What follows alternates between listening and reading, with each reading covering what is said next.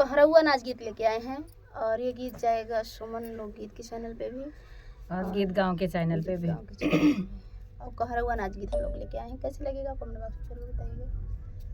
साजन के ऐसी आटरिया हो दिनवा ला गई चोर रतिया ला गई चोर। साजन के ऐसी आटरिया हो दिनवा ला गई चोर रतिया ला गई चोर। होता सबेर ससुर खोजन लागे होता सबेर ससुर खोजन लागे।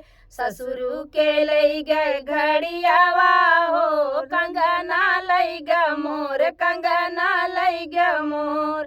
साजन के ऐसी अटरिया हो दिनवा ला गई चोर रतिया ला गई चोर।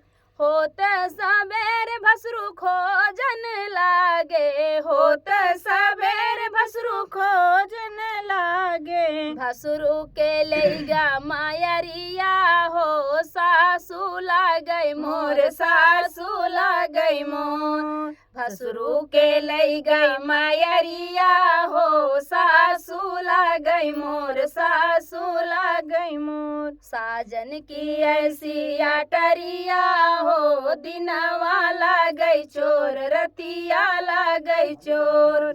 होता सबेर देवरा खोजन लागे होता सबेर देवरा खोजन लागे। देवरू के लैगा भाऊजिया हो जेठनी ला गई मोर जेठनी ला गई मोर। देवरा के लैगा भौजैया हो जेठनी ला गई मोर जेठनी ला गई मोर। साजन की ऐसी अटरिया हो दिनवा ला गई चोर रतिया ला गई चोर।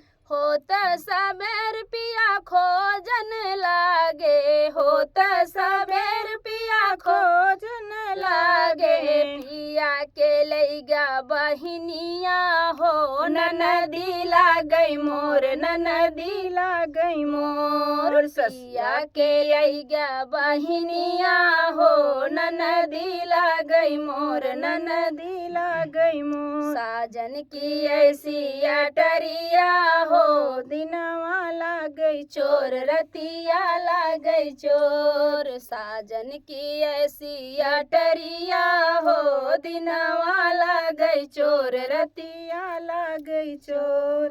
तो फ्रेंड गीत कैसा लगा कमेंट बॉक्स बताना। फिर मिलते हैं किसी नए गाने साथ, तब तक के लिए बाय बाय दोस्तों।